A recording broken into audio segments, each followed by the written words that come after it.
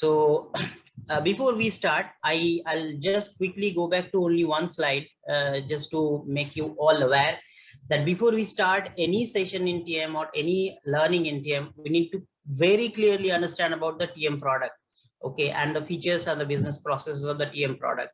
So as I said, TM product is having primarily two variants. One is the decentralized transportation management 9.5, or let's say 9.x, whatever be the version. That is the first product. And second product is the embedded S/4HANA embedded 1909, or let's say 2020 embedded TM. So both of the products we actually will be covering in this session.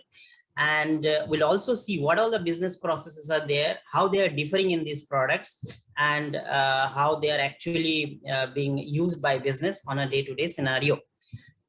Another more important thing is that the variance of the different business scenarios that is covered in TM 9.5. That is, I think I already told you, but again, let's recapitulate what I said. It's that we have primarily two scenarios. One is called our freight forwarder or LSP scenario, and then we have a shipper scenario. So before we start and actually we move on, we need to very clearly understand what is the difference between these two scenarios, which kind of organization implement these two variances, and how that day-to-day transaction happens in this scenario. So that is the primarily role of a consultant to understand how they vary. Because if we go through one scenario and leave the other, then definitely our knowledge will be incomplete, and for an interview purpose or learning purpose, our learning will not be completed. So you may never know which kind of company you're going to give an interview with. So the company could be a shipper, the company could be a freight forwarder. So your client could be both. So let's understand again the difference. Shipper scenario, as I said, this scenario is primarily will be belonging to, let's say, a manufacturer. Be it could be a manufacturer. I mean, it could be a manufacturing plant. It could be a retail organization. It could be a let's say pharmaceutical organization who can implement this. So I'm talking about just a second. So I'm talking about this scenario, the shipper scenario. So as I said, that it could belong to a manufacturing plant, it could belong to a retail customer, it could belong to a pharmaceutical customer, and whatever. So there can be several kind of customers who can implement actually the shipper scenario. The primary business objective for implementing a shipper scenario is that the organization itself is primarily controlling and driving the transportation management part of, I mean, it's executing and driving itself the transportation management part. And somewhat control is more, they are having more control towards their shipping, their freight management, their fleet management. So everything somehow they are having more control over it. So this is what the shipper scenario. As you know, like in a shipper scenario, a typical client will be having a shipper or SAP ERP from where the ordering information will be triggered. And in the TM, actually transportation management box, that ordering information will be replicated with something called OTR and DTR. We'll come across that in detail, don't worry. But then again, we have a courier, courier system as well, which will be interacting with the TM directly. So this is what about the shipper. The example of a shipper scenario or a shipper client could be anyone. Let's say Nestle, let's say any manufacturing organization. So they are having the shipper scenario. Now we'll come to the second one, LSP or freight forwarder scenario. Now LSP scenario is differing with the shipper scenario primarily on the business process, because as you know, like shipper himself or herself is actually shipping its products. But in case of LSP or in case of freight forwarder, it is giving that information, I mean, that part of fleet management, transport management, and overall container management, everything. It's outsourcing to a third party company. Sometimes it's called a 3PL, 4PL, or it can be a simple freight forwarder. Logistic service provider, it can be anything. It can be a trucker as well, anything. So let's say the example of a panel PINA, let's say the example of CMSE GMA, let's say the example of DHL. All of these are great. I mean, let's say Maersk.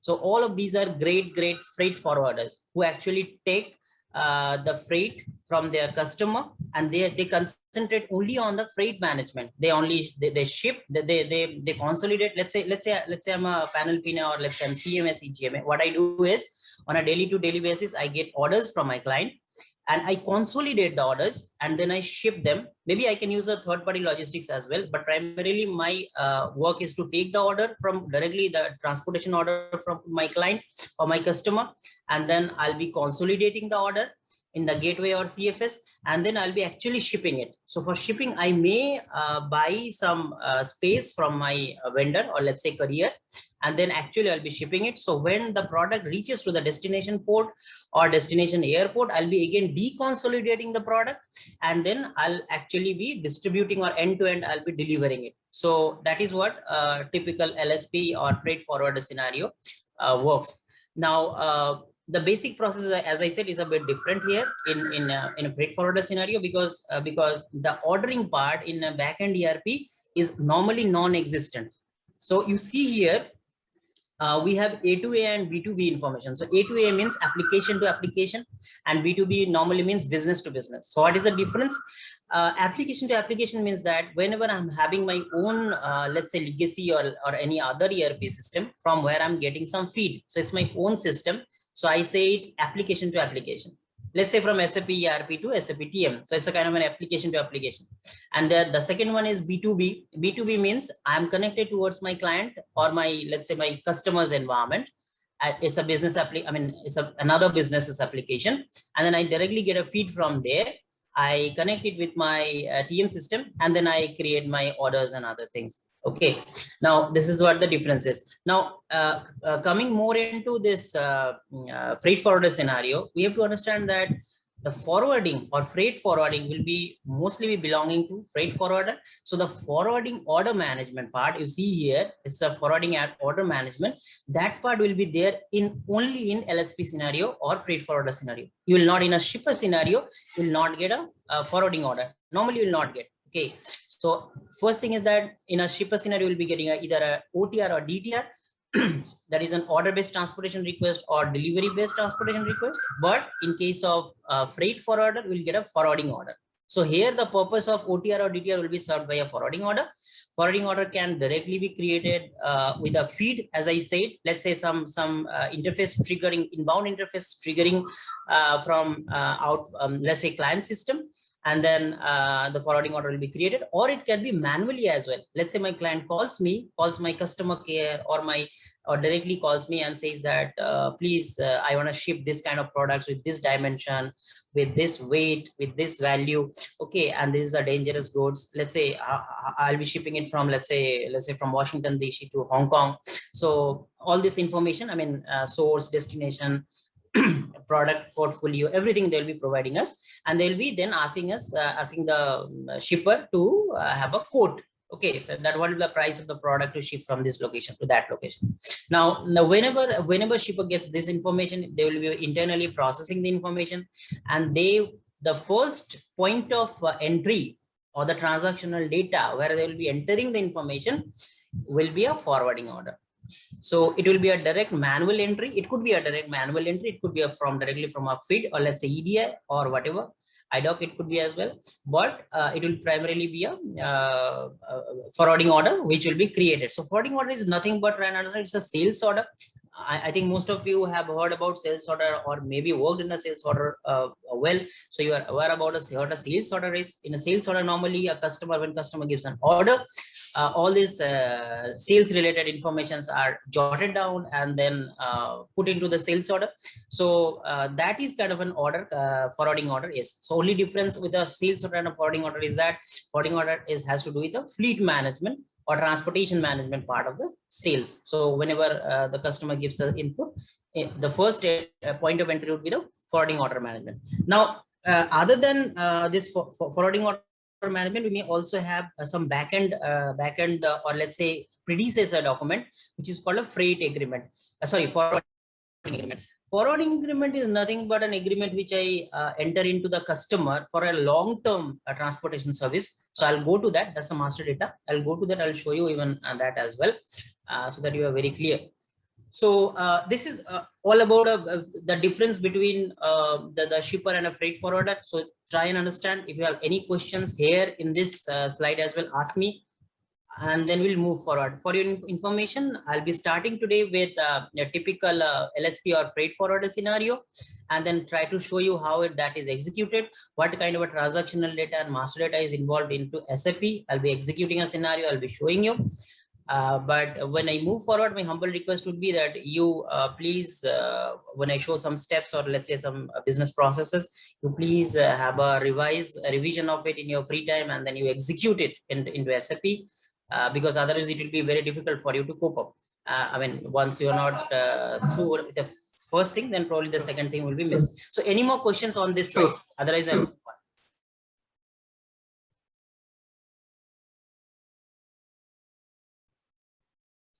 okay, I think that's fine now. No, now we'll move on. We'll start on today's session. Yeah.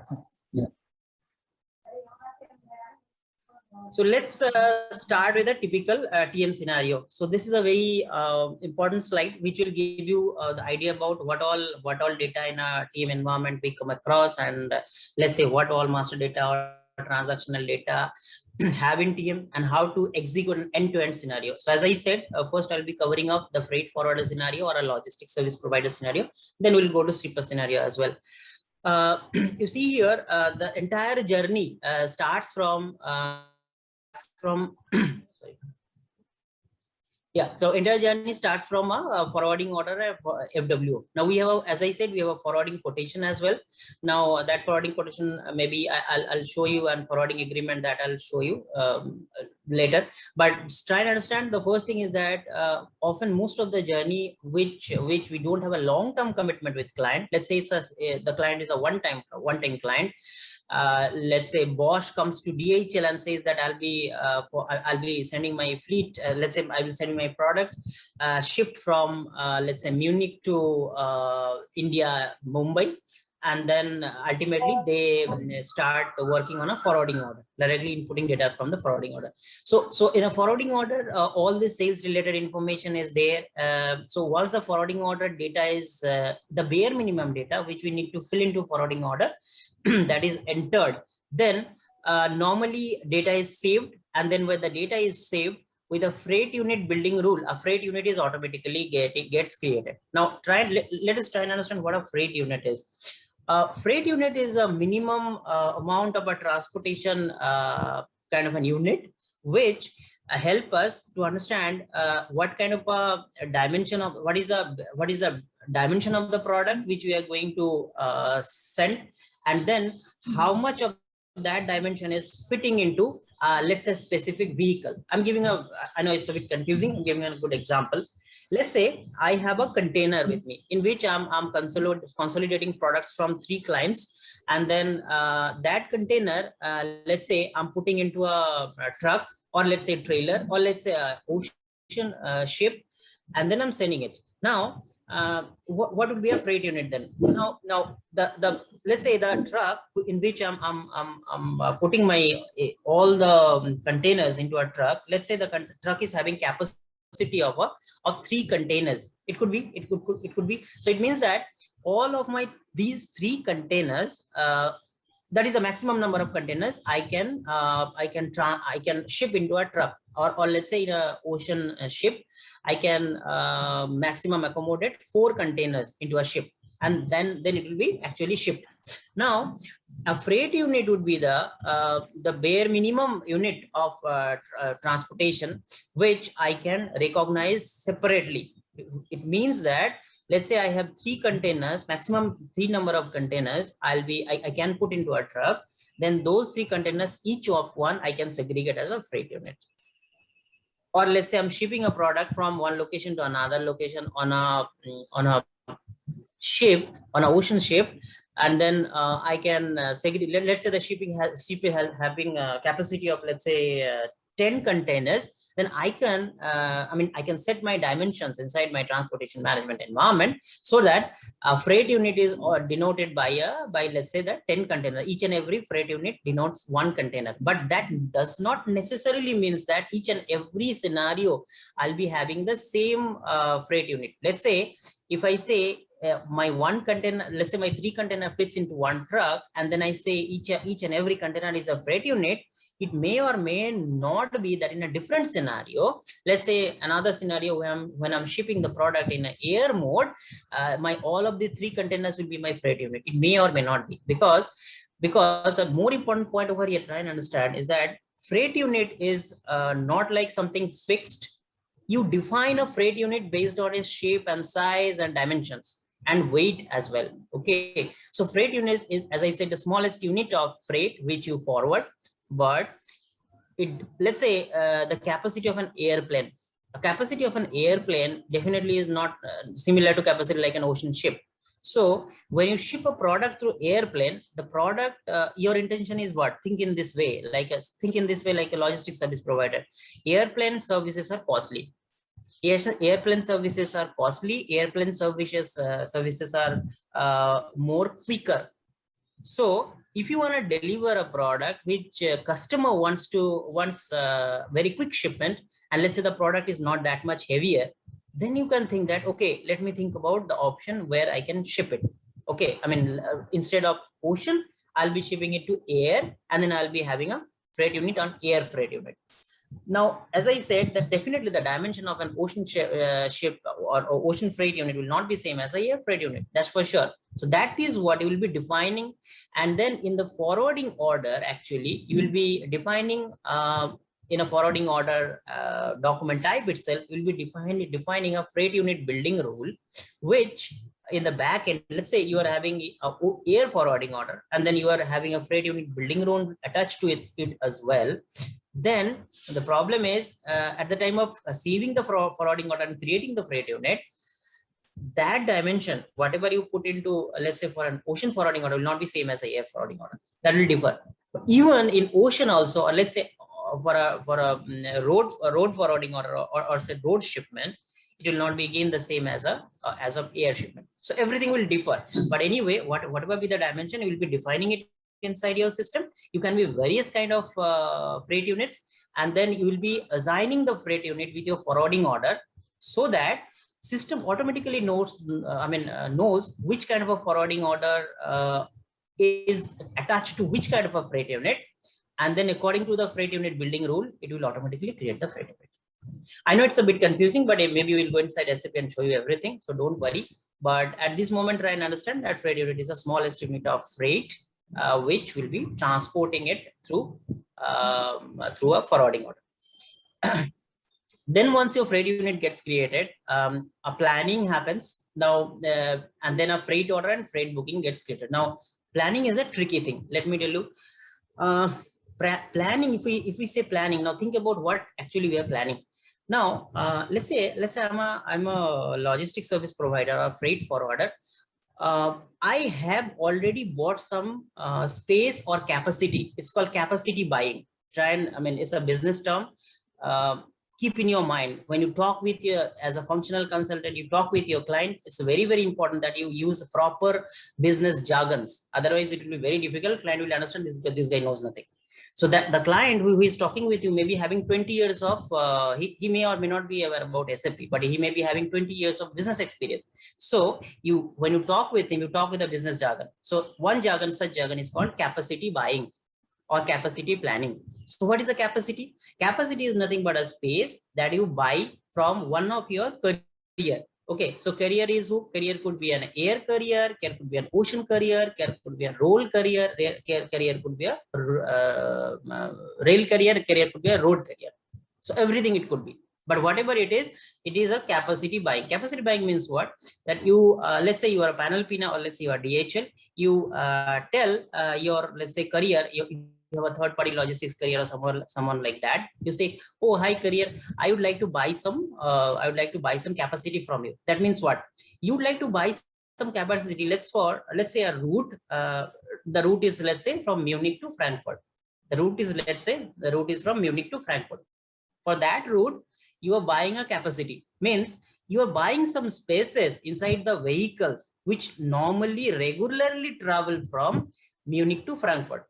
And then when you buy that space, it means that either you fulfill the space or not, you will be paying for it.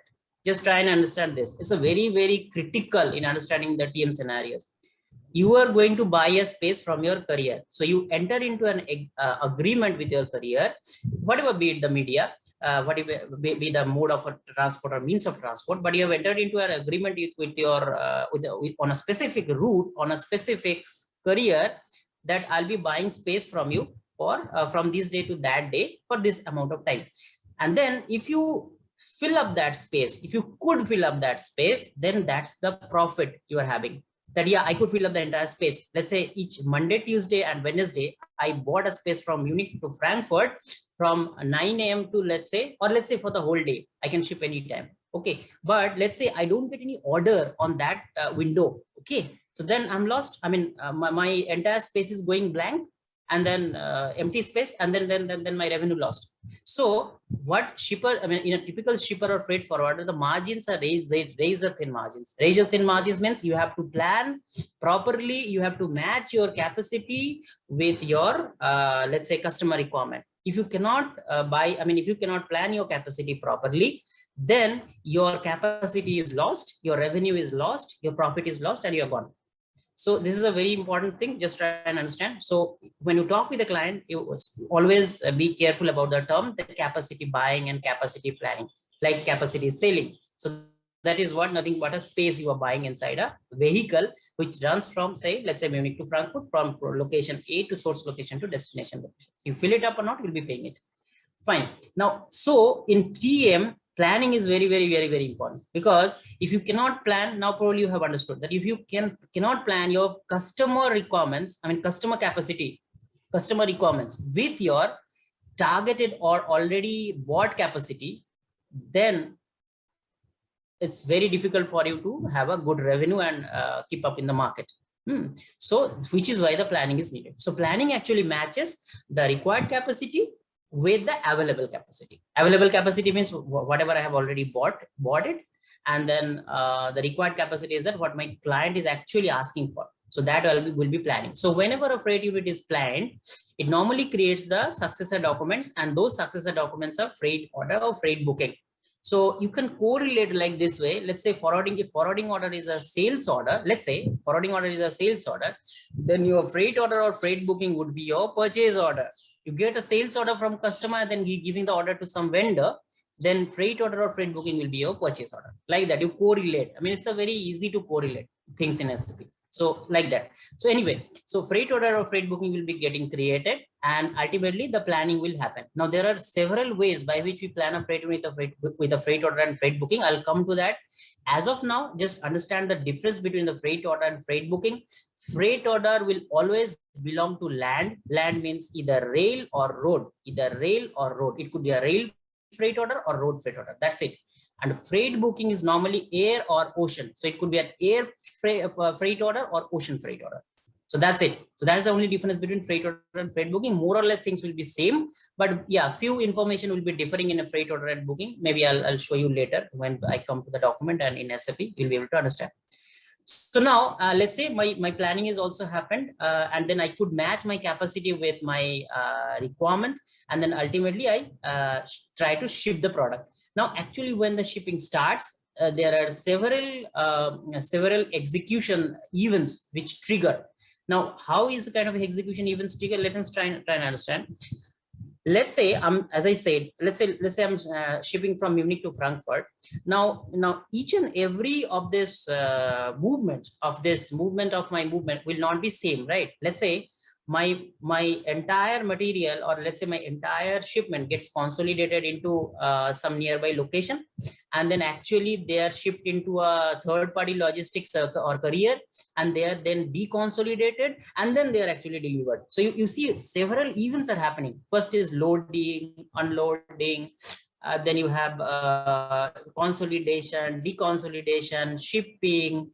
So all of this comes into more or less freight execution part.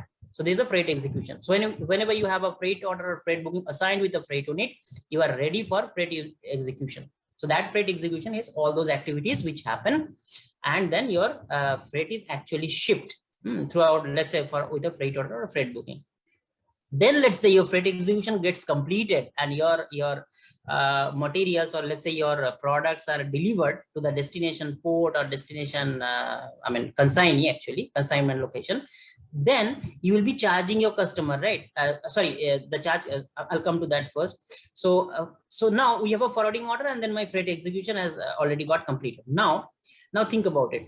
Now my vendor will be charging me for this freight order and freight booking, which I have availed. Okay, now the space which I have availed. So my vendor will be charging me, and then I'll be also charging my customer. Because I need to bill my customer as well. I'll be getting revenue from here and then my cost from here. So I've tried to identify these two areas with the different colors. Try and understand, this part is my revenue part. This part is my revenue part. This green color is my revenue part. And this color is my cost part. So in order to have this billing, first what we need to do is we need to do a charge calculation. Charge calculation means very simple, that with your courier and your purchase organization, you will be having a freight agreement with your courier, and then you'll be calculating the charges. Charges means the cost of the shipment. That's it. That the person, or let's say the courier, is going to bill you. So that is the charge calculation. Similarly, after forwarding execution, you'll be having a charge calculation, but that is called a forwarding charge calculation. So there will be a forwarding agreement with your customer, and then you'll be calculating the charges against it. And then ultimately, when your charge calculation is completed for your freight order or freight booking, you will be triggering a freight settlement route document. Now, this entire scenario will be executed in TM. You see here, I have clearly segregated. This entire activities or functionalities will be there in TM. And then when your charge calculation completes, your freight settlement document gets completed, that document can be triggered to SAP ERP or your S4 or your backend ERP. It could be anything. It could be ECC, it could be mainframe, it could be any legacy ERP which you are having, or your let's say the customer, let's say the shipper is having, the freight forwarder is having. So this is, then once your freight settlement document gets completed, it will be triggered, and then it will be, when it will be triggered inside SAP ERP, let's assume it's SAP ERP, and then when it gets triggered, a purchase order and a service center sheet will automatically gets posted, and then your carrier will be sending you a bill, invoice, which you have to go through a mirror transaction with logistics invoice verification. You have to match the invoice, that whatever my freight costs occurred, that cost are matching with the billing document or not, or invoice document or not. Same activity you will be doing here. You have to bill your customer. So once the charge calculation gets completed, you will create a forwarding settlement document to bill the customer, and then that it will be triggered with that will be going inside the SAP ERP as well, and then it will generate a customer billing document which will be sending to your customer. So this is what about, on a very high level, a freight forwarding scenario which we are going to show here. Please, I know it's a bit now it's a bit some part definitely gone off your head, but please feel free to ask questions if you have anything at this point. Otherwise, we'll directly go to SAP and try to understand what all things happen over there in this scenario. So please, any questions if you have.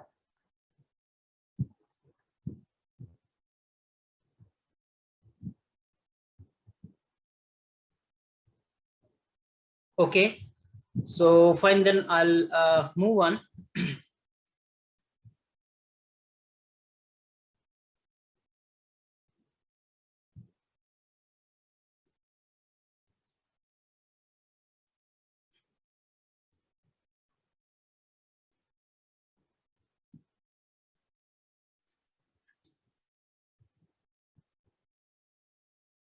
Okay, so let us correlate this whatever scenario I have ran into. Let us correlate this and try to go to SAP and try to check. Give me one moment. Yeah. So you are with me, right? I am not sure how fast I'm actually moving. So you people are with me, right? Any? Yes, Milan. Then I'll log into SAP first and then quickly I'll show you, try to show you. I mean, see, there will be many things which will be going your ahead now. Don't worry, we'll come to them one after another. But what I'm trying to understand, I mean, trying to show you at this moment is that please understand the business scenarios first. In TM, it's very important to understand the business scenarios. Otherwise, it will be very difficult for you to cope up. Okay, so I have actually logged into the system. Now let's start seeing how we actually access the TM environment. So when you log into the TM environment, you always remember that. Don't worry, I have put it into the PPT as well. You'll be getting it from here as well. So, but anyway, I'll show you here, because I really believe in SAP. Executing in SAP helps a lot, because merely by going theory doesn't help. So let's check it in SAP. So remember, a transaction is called NWBC. So what is the full form of NWBC? It's NetWeaver Business Client. NetWeaver Business Client. So this is the transaction. You should be your kind of a religion from now if you want to learn TM. So always remember this transaction is called NWBC or NetWeaver Business Client. Press and enter. So in a new window, a pop-up window, a small portal-like screen will open. Okay, you see here it's a more like, looks like a portal. It looks like a portal or it looks like a web page, because as I already said to you that TM works in a different kind of a technology that we call SAP NetWeaver. SAP NetWeaver. Now that technology is more into, I mean, it's more inclined towards not normal ABAP. It will be a DINPro ABAP, and that architecture, I mean, technical architecture, has more to do with the portal kind of a UI or user interface which we'll be using. So whenever you go to TM, you need to know this transaction NWBC, and then you click on here. It's NWBC only. So you see SAP NetWeaver, it shows it's a business client for HTML. So it's a HTML kind of an interface. It's a basically it's a DINPro based.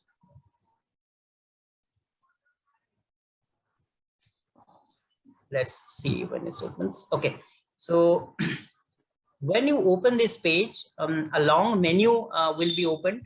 You see here a long menu has opened. I believe all of you can say this. So a long menu will open here. Now, in order to go to this, in order to go to your part, I mean, as you know, like I talked about the forwarding order management and everything, right? So let's start from forwarding order itself. So you click on here. Here you'll be getting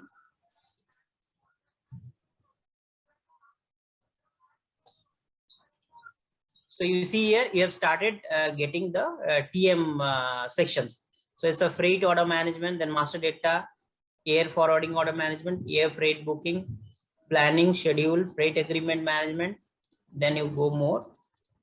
So you have freight settlement, and then you get it this forwarding order management. So let's see how a forwarding order actually looks like. You click into the forwarding order management. Now this is where you will come.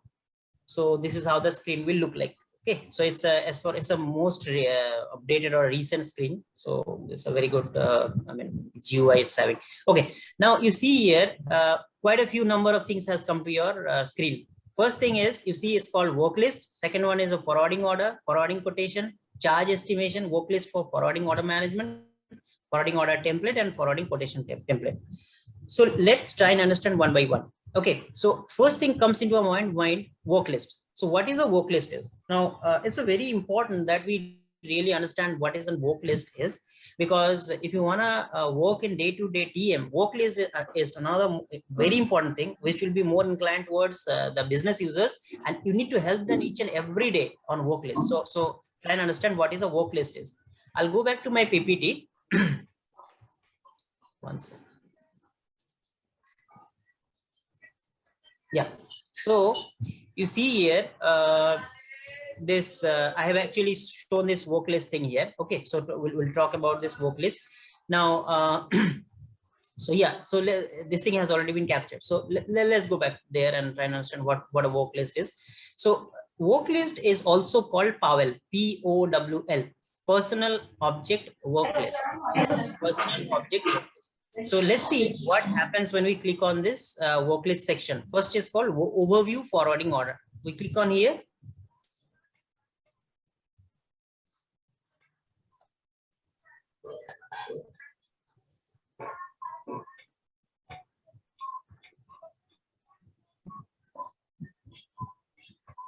Okay, so this kind of a screen will come. So it's a very important that you understand each and every nitty-gritty of this screen. Okay, so you see here, here a screen has come where it is primarily having two sections. One is the header section and another is the item section. So let's see what all we have in a header section. So in header section, we see the first thing is called active queries. Active queries. So queries means what? Queries means you can generate a query. Okay, like we know, like SQVI in SAP ECC, or each and every one of us has probably worked in SQVI. SQVI is nothing but a query. We generate a query, we execute it. So you see here, it's active queries. Active queries means that you will be generating a query based on the criteria you provide, and then accordingly the relevant information will be shown here in this item section. That's it. That's it. So you can generate a query and then you can provide the query, and then accordingly the information will be displayed in below. So this screen is called Powell or Personal Object Worklist.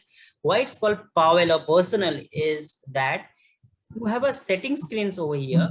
You have a setting screens over here.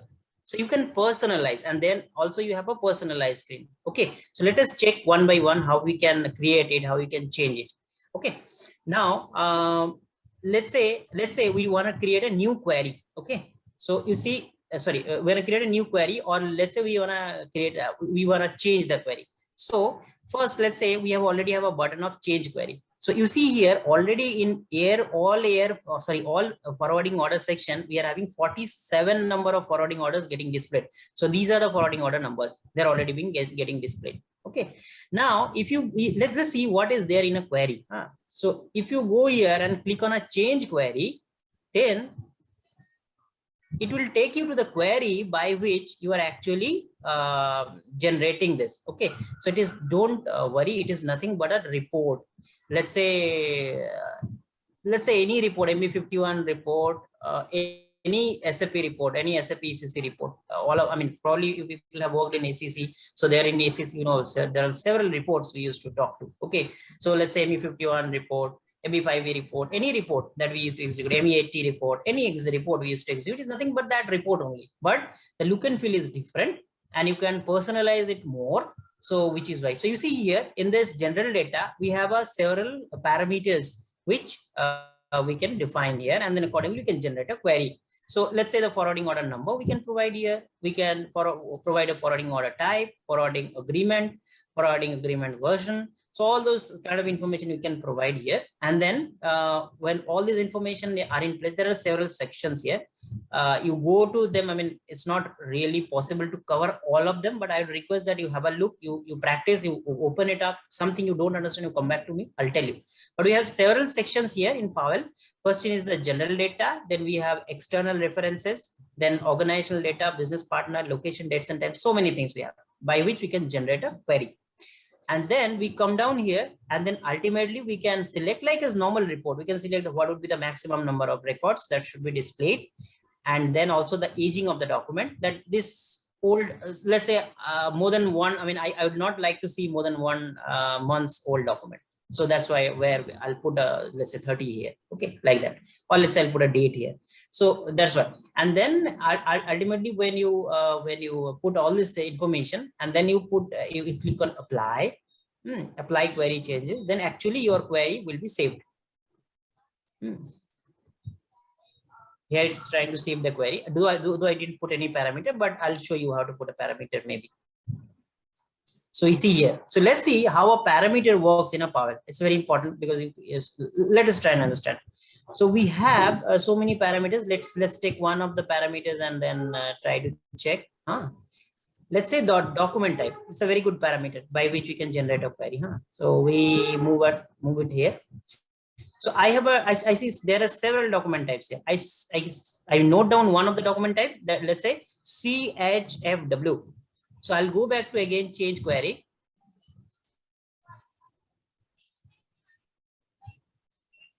and I put here in FW type CH. I can check. I can take a F for help as well here. So let's see. Yeah, you see here the entire number of doc types are shown here. So you select here. It's selected, and then you again go down and click on the apply button. You can put more like parameters. I'm just showing you one, as many as you want. Okay, then I click on apply.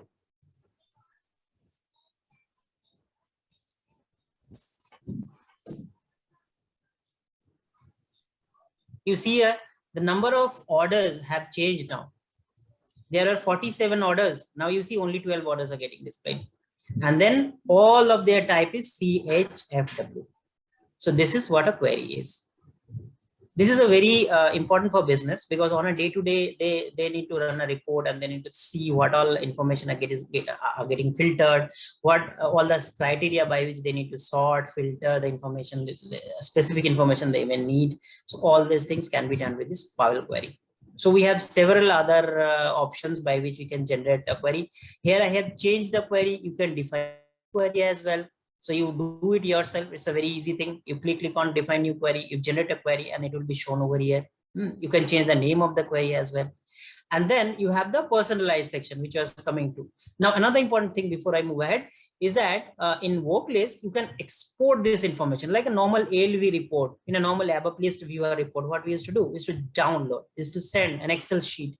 So everything we can do, right? So like that here only, you can export to Microsoft Excel. So if you export to a Microsoft Excel, the entire query which is shown into your screen will be saved. That's it. And other than that, we have this one, this settings or open settings dialog. So let's quickly have a look on to it as well. So this is the settings in which you can select the fields which you would like to display. So if you see here the column selection, we have the columns which are already hidden. I mean, they are not displayed, and here the displayed columns are there. So you click on a column, you press here add, just press add. Let's do for one, and then it will be transferred to this section, and then it will be displayed. So if you press on OK, it will be there in your query. So this is the only way by which you can personalize your thing. And like see additional data read, it means that you have put one additional criteria here. So that's what has been read. And then also you can, I'm again going back to personalized section.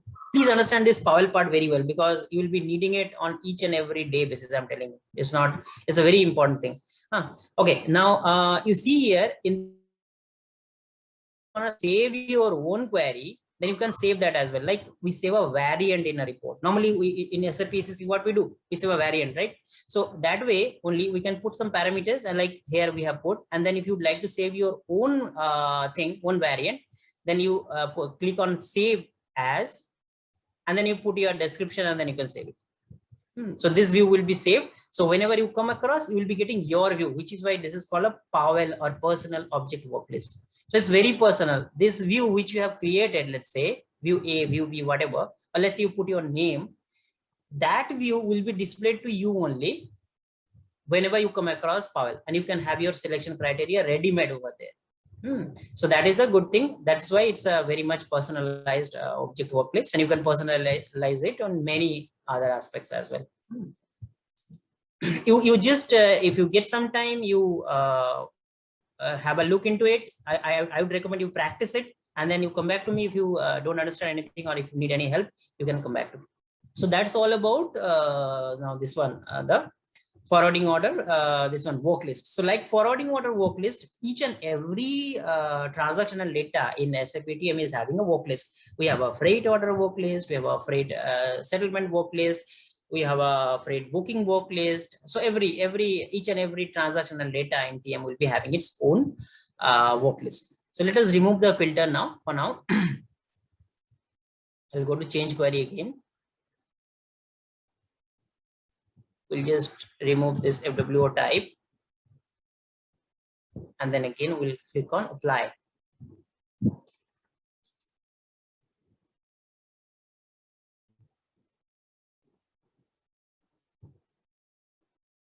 okay. So again, you see all 47 orders are displayed here.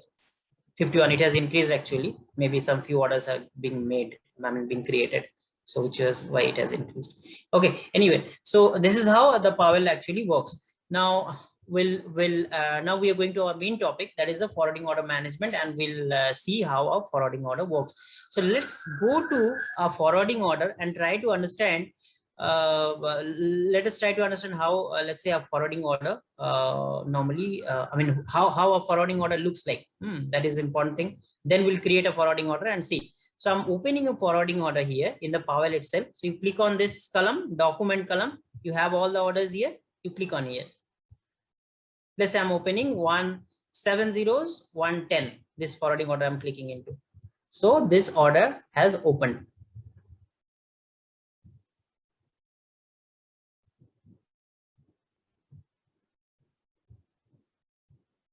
Okay, so you see here, it's a it's a huge chunk of information actually in a forwarding order. So it will take time to cope up, because like so many new things you'll see here. It's not like a normal sales order. It is a very complex kind of information, and more number of fields are displayed here. But let's see, let's try to understand what all things we have in a forwarding order, which may help you out. Which are the most important fields which you need to fill up. So as I said, whenever let's say a customer calls a particular freight forwarder company, let's say Panalpina, DHL, or CMSCGM, any one of them, they normally create this first object. It's called the forwarding order. So you can see here, there's the forwarding order. Now, if you go to the forwarding order, the first thing that will come to your eye, that will catch your eye, is that several tabs over here. So first, in the first screen, you see here, display CH forwarding order demo. Okay, so this is the forwarding order number, and this is the description of the document type of the forwarding order. It's shown here. Now, if you come down, you see there are several. This column mostly the menu bar or the toolbar.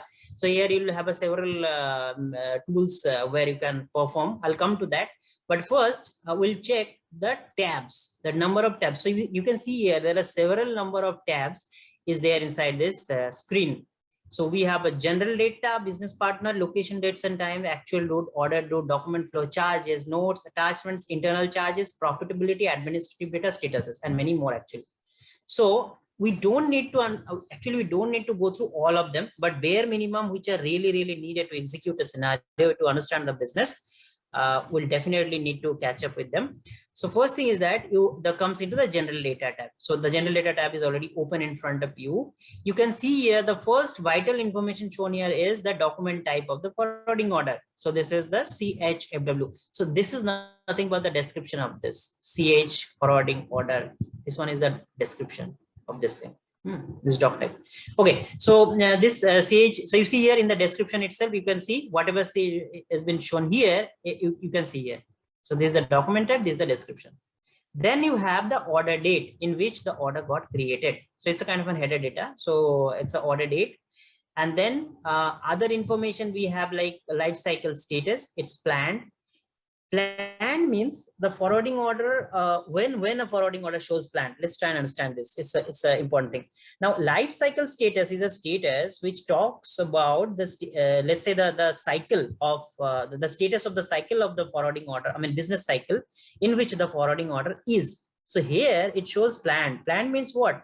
Planned means that your forwarding order has already been planned. Means your freight unit got generated, your freight unit got planned with some sort of freight booking or order, which is why its status goes to planned. So the statuses of the forwarding order would be like created, then planned, then executed, and then settled, freight settled, and then closed. It could be closed as well. So these are the life cycle statuses. Now then we have house bill of lading. House bill of lading is a typical business term in TM scenario or transportation management scenario. I don't know how much you people are aware. So it's called HBL as well. So HBL means nothing but an external number which will be able to track the shipment. So this is called a house bill of lading, BOL number or bill of lading number. Maybe you have heard this term. So for air, it will be MAWB or I heard the M. Okay. Anyway, airway bill number. It's called AWB or airway bill number. And for ocean shipment, it is called a houseway bill number or house bill of lading. So that is what it's shown here. Anyway, next is the house bill of lading status, not finalized. So that's not that much important. Other than that, the important fields I'll only touch down important fields because we have so many fields here. In organizational data, you'll be finding a sales org. That sales org will be automatically assigned to this forwarding order doc type. I'll show you where in the configuration this document type has been assigned with the sales organization. So this CHFW has been already assigned with the sales organization, so which is why it has been already come here. So it shows the sales organization here. Now, as like in SD, we have in sales office, sales group, etc. Person responsible means the person who is actually creating this order. Then we have general terms. General terms, we see here the transportation mode, traffic direction, shipping type, and movement type. Now, these are the very important fields. Let me go through one by one. Transportation mode is, it's sometimes called in TM, is called a mode of transport. Mode of transport means, as the name suggests very clearly, that I'm clicking on this edit button. Huh?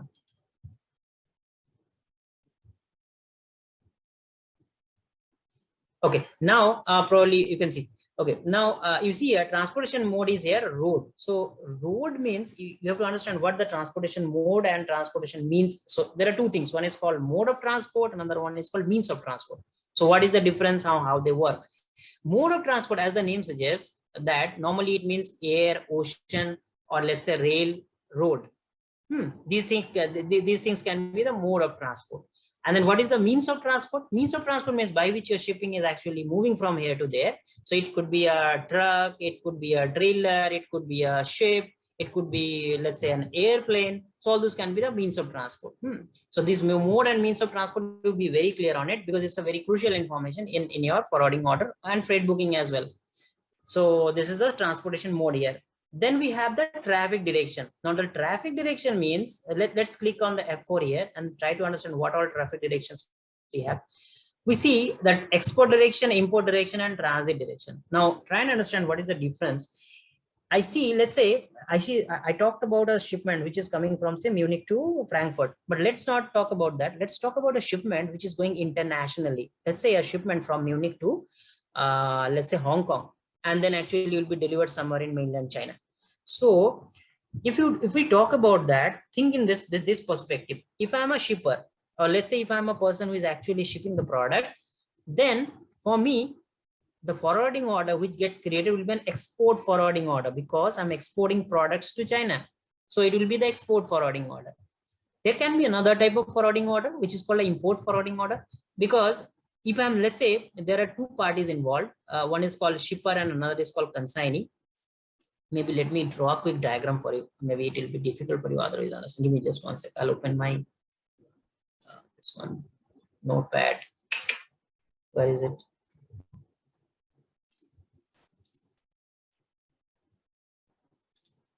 So let us understand how does a shipment work actually. Okay. First we have the shipper. So it could be a shipper, it could be a shipper location. So from shipper, my cargo will go to the first point where we call it gateway or CFS. CFS means container freight service. Then from gateway to CFS, actually in gateway to CFS, it's actually normally gets consolidated. And then from gateway to CFS, it normally goes to a port or airport. Then from port to port, it is actually shipped. The shipping actually happens from this port or airport. And then from this port or airport, it again actually, rather I should say not port or airport, rather I should say source port and airport. Okay. And then from this source port and airport is actually reaches to the destination port and airport.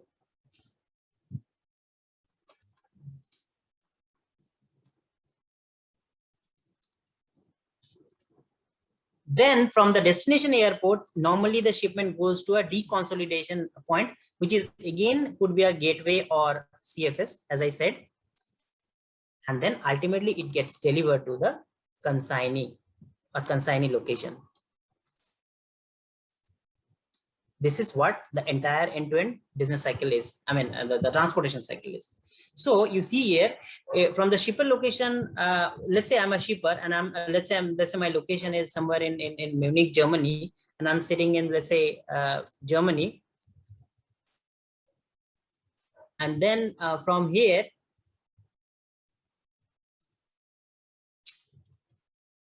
I'm shipping somewhere in Germany, and then from here, actually, I'm actually delivering it to consignee location, which is, say, China. Now, how my shipment will go? As I said, so from Germany, let's say this the shipper location. Let's say this is the Munich.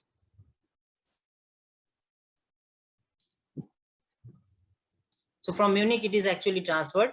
And then it goes to, let's say, the nearest gateway CFS, which could be anything, which, let's say, location X. And then after that, it goes to the nearest port. So it could be, let's say, Munich port or whatever. Let's say nearest port. It could be Frankfurt port or any other port. So let's say port. And then it goes to the destination port, let's say Hong Kong. And then it actually goes to the nearest gateway or CFS, let's say something like a location, and then again it goes to the consignee location, which is my actual China location where it goes. So this is how the shipment happens. So for me, let's say there can be two parties involved. So let's say I'm the person who is sitting in Germany, and I'm the German user. So if I'm a German user, for me it's an export forwarding order. Obviously, I'm exporting products. But if I'm so let's say I belong to the same company. So let's say DHL, I belong to the DHL German employee. If I'm a DHL German employee, I'm sitting in Germany and I'll see it as a forwarding order, right? But let's say I'm a DHL China employee, then I'll not be seeing it as an export forwarding order. For me, it would be an import forwarding order because it's bringing the materials to me. So it would be an import forwarding order for me. So depends on the scenario. Depending on the scenario, it could be an export or import forwarding order. So probably I'm clear. If you have any doubt, you can ask here as well.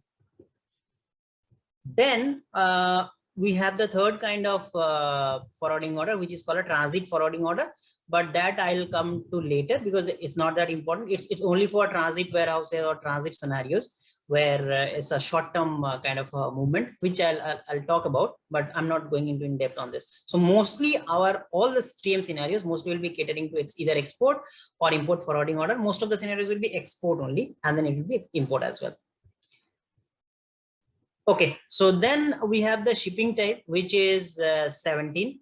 Is called LTL, less than truckload. Now, again, another tricky thing in TM comes in. Okay, it's another business jargon. So you see here, there are several things here. One is called LTL, less than truckload. Another is called FTL or full truckload, and then shipping type for road. So let's try and understand what is an FTL and what is an LTL, which are very important to as a business jargon. So let's talk about it. Okay. We have also we see here what you see in the forwarding order is that in the shipping type we have LTL or less than truckload. So what is an LTL or less than truckload? Let's try and understand this first. So LTL, as I said, that in each and every gateway or CFS, I consolidate. Normally I consolidate because see, what my customer providing will not be filling up my entire container. Let's say I have bought a entire container. I have bought a space of entire container from my courier. Okay. Now the entire container will not be filled up maybe from a single order or single forwarding order. Let's say I'm getting order from Nestle, that from Nestle Switzerland, that I'll be shipping a product from let's say Munich. So my entire shipment from Nestle will not be fulfilling my the entire container. So in that case, if it doesn't fulfill the entire container, then definitely my container will be empty when it will be shipped. So that kind of scenario is called less than truckload or LTL scenario. So here by LTL, I wanted to mean that my container is not full. It still have capacity. I can if the product criteria matches, I can add more products into the same container of some different client. So that, which is why it's called LTL, or less than truckload. LTL or less than truckload. Similarly, we have FTL, or full truckload. So you can understand now the what full truckload means. Full truckload means that my container is full. I cannot accommodate more material, or let's say more shipment inside the same container. So it's a full truckload. So this is the difference between LTL and FTL. Okay, so this is the one. Then we have shipping type for road. So it's a different thing. It's a Z.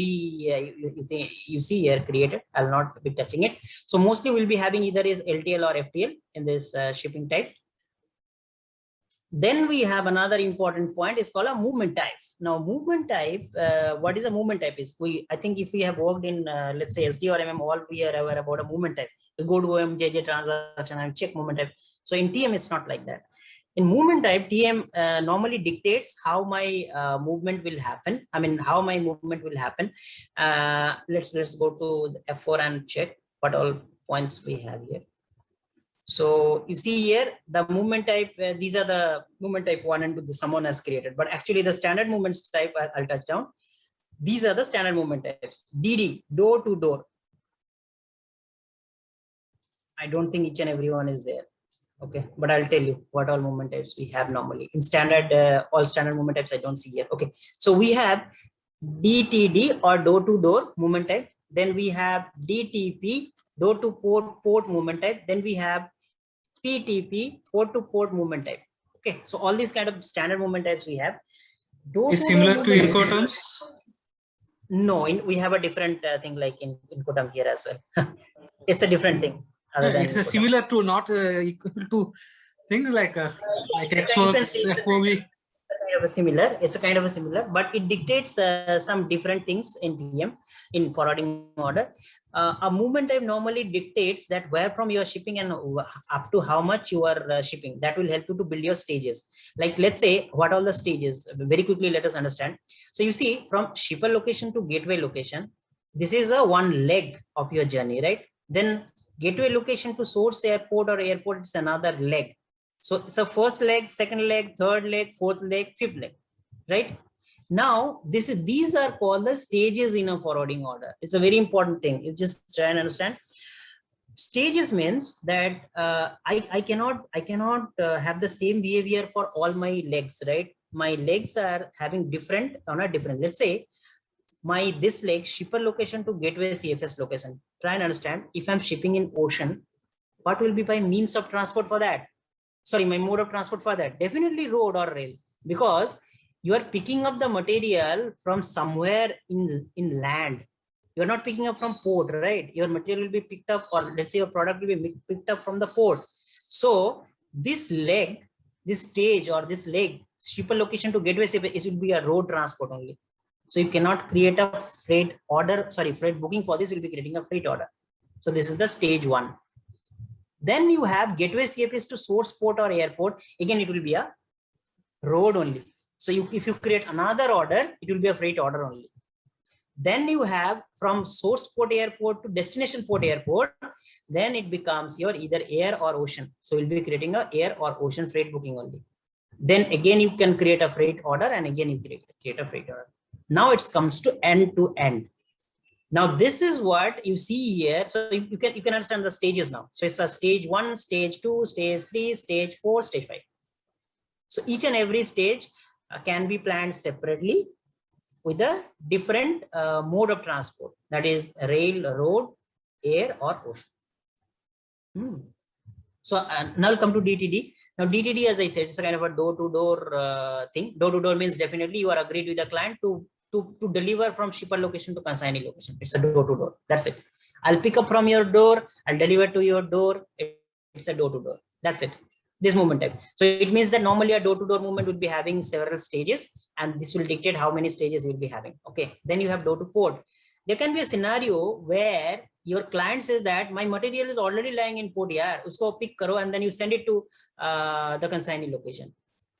So sorry, I told the opposite thing. So it can be a door to port as well. So there can be a scenario where your client says that you please pick it up from my shipping location, and then you deliver it to the port or airport. because already I have my shipment over there. I'll be carrying that to myself. You don't worry on that. You pick it up from my door, and then you deliver it to the port. That's sufficient for me. I'll pick it up. So it normally happens that from shipper location, gateway, CFS, source port to airport, destination port to airport. You are very correct. It's a kind of an Incoterm, similar. We can correlate with that. So for this case, door to port, it will be from shipper location to gateway, CFS, source port, destination port, and then you are done. You don't have this leg. So it's a door to port. The customer will be coming and then picking it from the airport or say the airport. So I don't need to deliver it to the door. So it's a door to port. And then we could have a port to port as well. Okay. And port to door as well. Port to door as well. So we have a port to port. So port to port means what? Customer said that my entire consignment is lying on a port itself. Yeah. Usko wahin se pick kara and then send it across. So I'll not be having this leg. I'll not be having this leg. And also I'll not be having this leg. So only my relevant leg is port to port, this leg. So I'll be having only one stage in my forwarding order.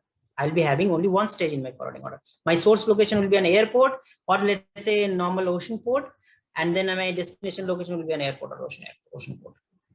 So it's a port to port. And then we have port to door as well, as I said. So port to door means the reverse thing, that pick it up from port and then deliver it to the door. So try and understand, these are the very important concepts. If these concepts are not clear, you'll never understand TM. So you can ask if anything, if you have doubt or anything comes into your mind, you can ask, or we'll move on. Milan, if suppose the movement type is door to door, in between there will be a freight order and freight booking. But generally, if we select the door to door, it will be only one, or we have to execute both freight order and freight bookings. Absolutely good question. I'll tell you, it can be anything. Why? Let me explain it. Here in door to door, you see a scenario where you are picking it from, let's say, a shipper location and you are delivering it to consigned location. I am assuming that this is a land location and this is a land location as well. But in a different door to door scenario, it can be different also, right? Let's say, yeah, suppose I'm sending from Chennai to Dubai. Correct. Example, an FMCG goods. So from Chennai or from Hyderabad to Chennai port, from Chennai port to it will go to Dubai, example. Right. Then from Hyderabad to Chennai port, it will be on the road side, and from Chennai port to Dubai, it would be on the sea side, and from Dubai port to any other Sharjah would be the door, again roadways.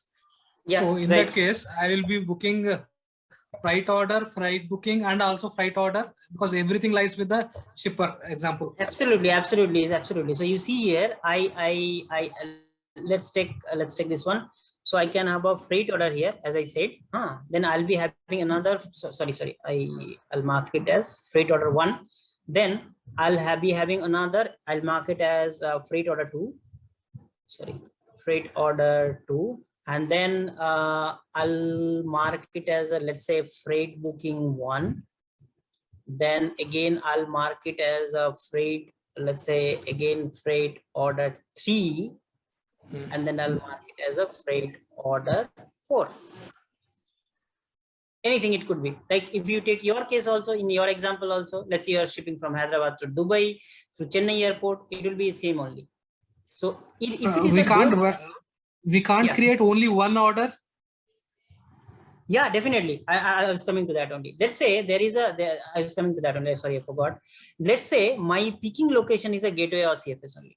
It could be, right? Let's say my picking location or shipping location is a gateway only. Okay. So I'll start from CFS. Let's say it's CFS only, from where I'm picking it up. Okay. Now, if I'm picking it up from CFS, let's say CFS itself is this one, what we say, the picking location or shipping location or shipper location. Then from CFS, where I'll send shipping from shipping location, I'll be sending it to the port. And then from port again, I'll be sending it to, let's say my delivery location is also a CFS. It destination port. Yeah, destination port. So it will be it will be a destination port. Again, say port 2, and then ultimately, let's say this location will also be a CFS2. Could be. So let's see how it will be creating. It will be a freight order first for the first stage. And then for the second stage, rather like this. Okay. Yeah, it will be let's say freight order for the first stage. And then for the second stage, it should be either a freight booking. And then again, for the third stage, it would be a freight order. That's it. It could be. It could be what my point is,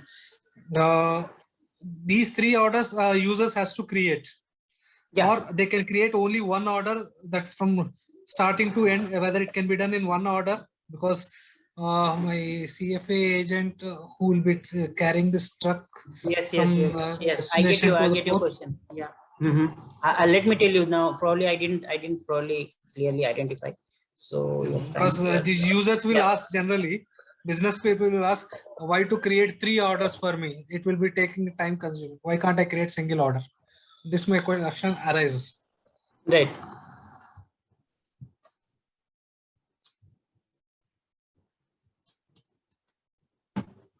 Now understand, your entire shipment is covering on inside one order, forwarding order. And from that forwarding order, you are creating a freight unit. And then you can see there are 4 or 5 orders are getting created for different legs. Okay. Yes, now the thing is, these can be generated automatically. This is what the planning is all about. If you create a forwarding order, if you configure the TM system, you don't need to manually create these forwarding orders or freight bookings.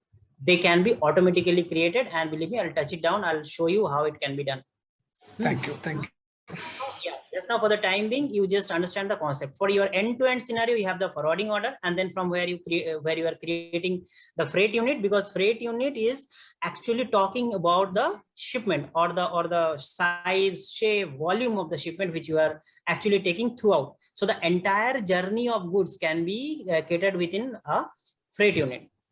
But individual steps you have for freight order or freight booking. But then when you plan a freight unit, you can automatically create a freight order of bookings, so that you don't need to go inside each and every stage and create. You can end-to-end create it, that you can automate.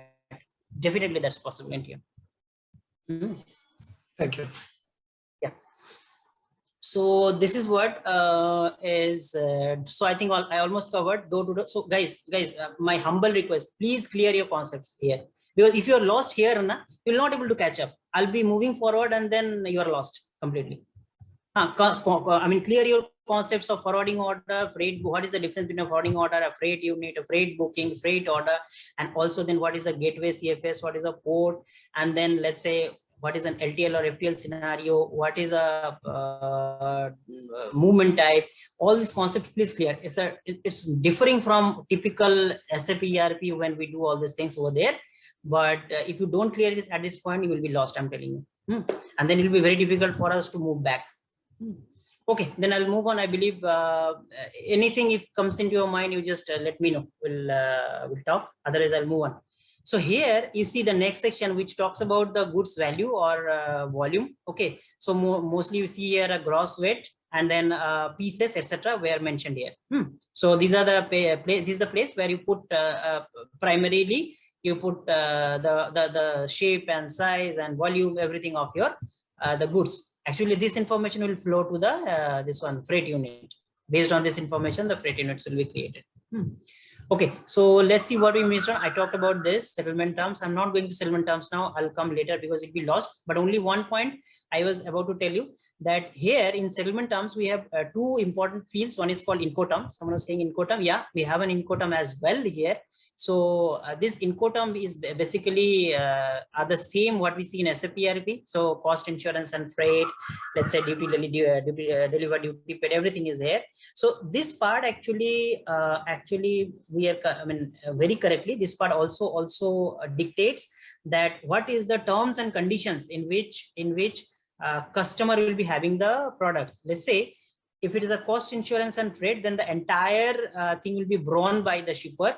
And then if it is a duty delivered, I mean the normal concept of Incoterms that we have in SAP ERP, that thing.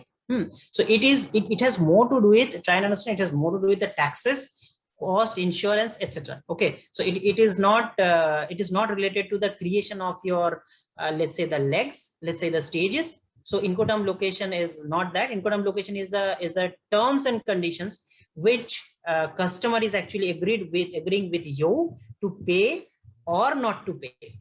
Let's say I'll be paying the cost, the insurance charges or not.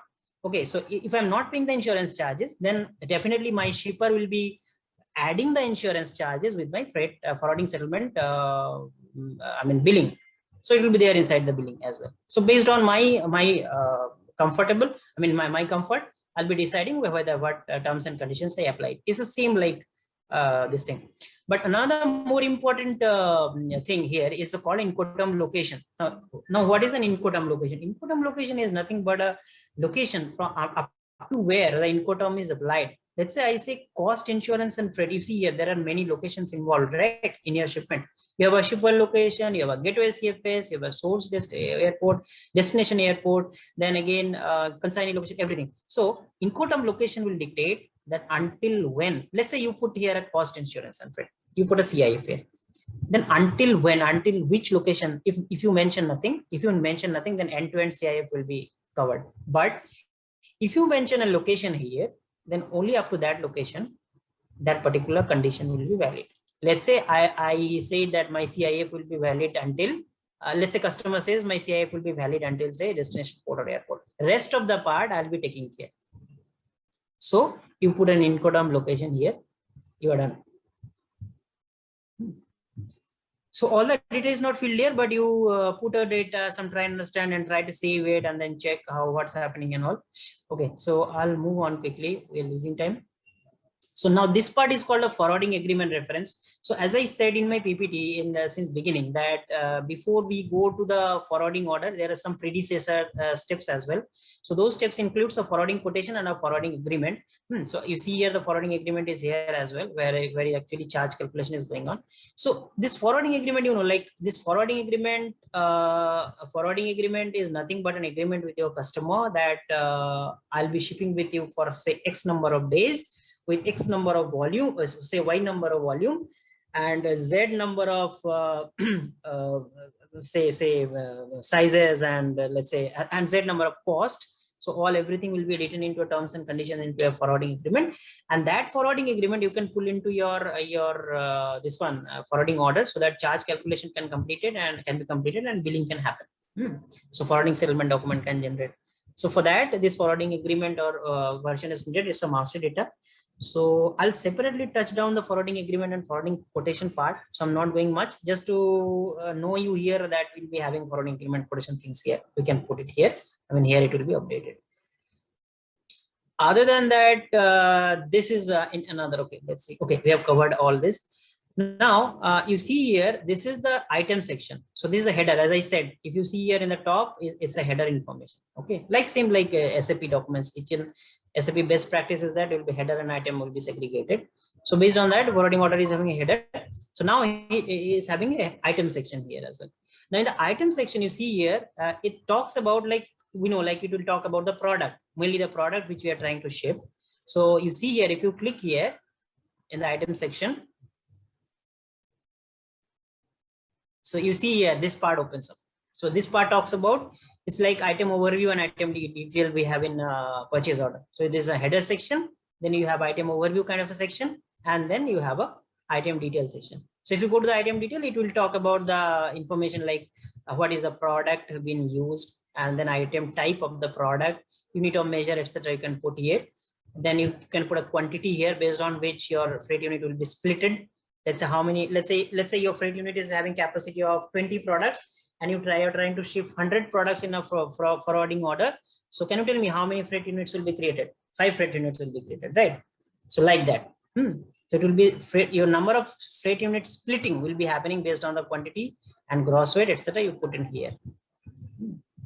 Then you have other things like document references, which are not that much important, but you can go through. These are not that much important. If you have some sort of documentation, you can add here. And then you have to click on insert.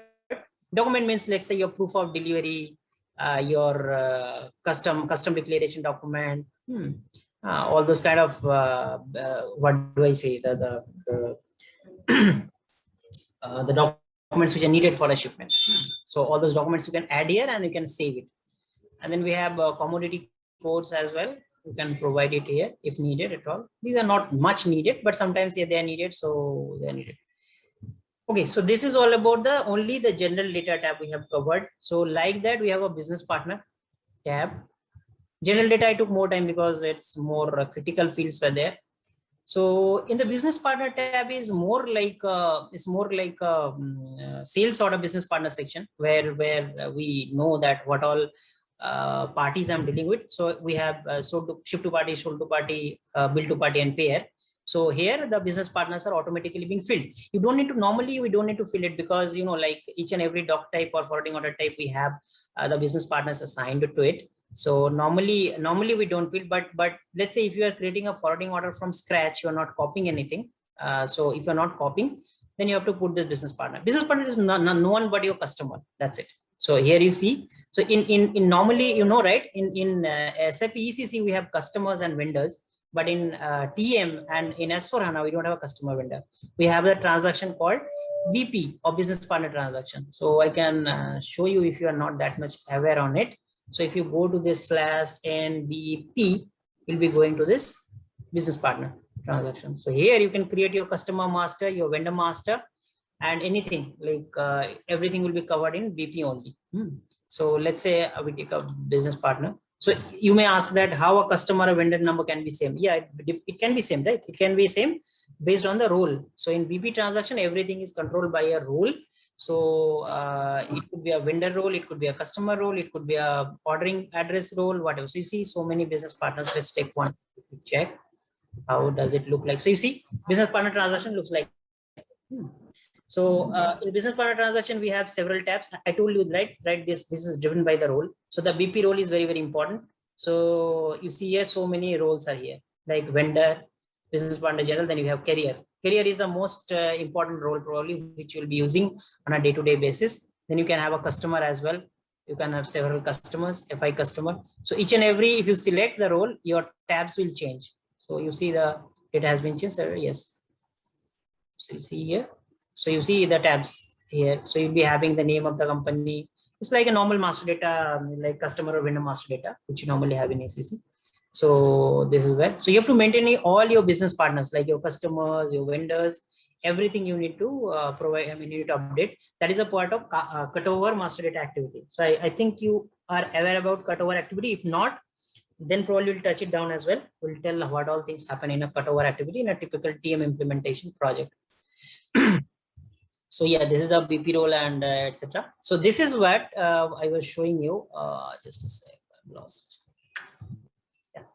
So here, yeah. So here, oh my God, where did it go? Yeah. So here, this is nothing but your business partner that I showed you. This is ch_ship. If you go to BP transaction, you'll be able to check this. So let's see, let's for your understanding, ch_sh type, right? So you go to the BP transaction. You will go here and put this value and then press enter. It's here, right? So you see here. So it's a something, some role will be said. It can be a customer, it can be whatever. See. So that's what. So this is all about the BP and the business partner. So here, what I was trying to say is, if you're manually creating a forwarding order from the scratch, you have to put these informations manually, because other than that, how does, let's say if you're creating a sales order, if you don't put a ship to party or let's say sold to party, how system will know who is your customer is, like that. You have to put this manually. Here it has come automatically because the order has, I have opened an order from it was already ready-made order kind of a thing which I created. So if you copy even it will come, but you can change it in edit mode. So that's what the business partner is. Then we have location, dates and times. Location, dates and times is also important, very important in fact, because this talks about the shipper and consignee location. Here, let's go back to the sheet which I was showing you. So this shipper location you can see here as a source location. This is the one. This is the shipper location. And then you have a location of destination. So this is your consignee location. This one in my, this one, yeah. Consignee location. This one. So your shipper location and consignee location will be put like this. And then you have requested pickup date, because you need to tell, you need to know when you need to pick up. So this information will be provided by customer itself. So customer will tell you from which location you need to pick up and then when you need to pick up. So these informations are, and then requested delivery date. So this is also very important, because customer is agreeing with you on a specific terms and conditions. A customer is saying in a shipper location that which location you need to pick and which date or time you need to pick is very crucial. Otherwise, you will not be knowing when to pick and where to pick from. And then consignee location also, customer will tell you from which location to pick and then from which date and time you need to pick. So this is what you see here in this forwarding order. Other than that, we have all addresses which will automatically be pulled from the BP transaction. So you don't have to worry. You just put the location and dates and times, and then other things will be pulled from BP transaction. So that's about location, dates, and time. Then we have actual route. Now the actual route, if we go to the actual route tab, you see here, I told you about route and stages, right? So this is the stage. Stage means what? I think I told you. The stage means what? That entire journey of your shipment will be broken down into several stages. This will be the shipper location to the gateway is a stage. Again, gateway CFS to this is a stage. Again, this one is a stage. Again, this one is a stage. Again, this one could be a stage. Here you don't see many stages because I have taken such a data which is from India to India and land data actually. So we have many stages. Now another important thing you understand is very important for you to understand is called a stage type. Now let's try and understand quickly what is a stage type is. Now let's say I'll go here, I'll correlate so you'll understand. Now shipper location to gateway, it's called pick up. Pick up. Stage type is pick up because you're picking up from and you're coming to your gateway. So it's called pick up. Then you have your first stage, it's called pre-carriage. Then you have a second stage, main stage, which is called main carriage. These are the business jargons, try and remember them. Then you go to the next one stage, it's called on carriage. And then the final stage is called delivery. So probably you understood the stage type. So let's say if you are having only from source port or airport to destination port or airport, how many stages will be having? You'll be having only one stage, and that will be your main carriage. That's what you see here. I have picked up such a data. So it's coming from a source location to destination location. They are both on the land location on the same country. So you have only one main carriage.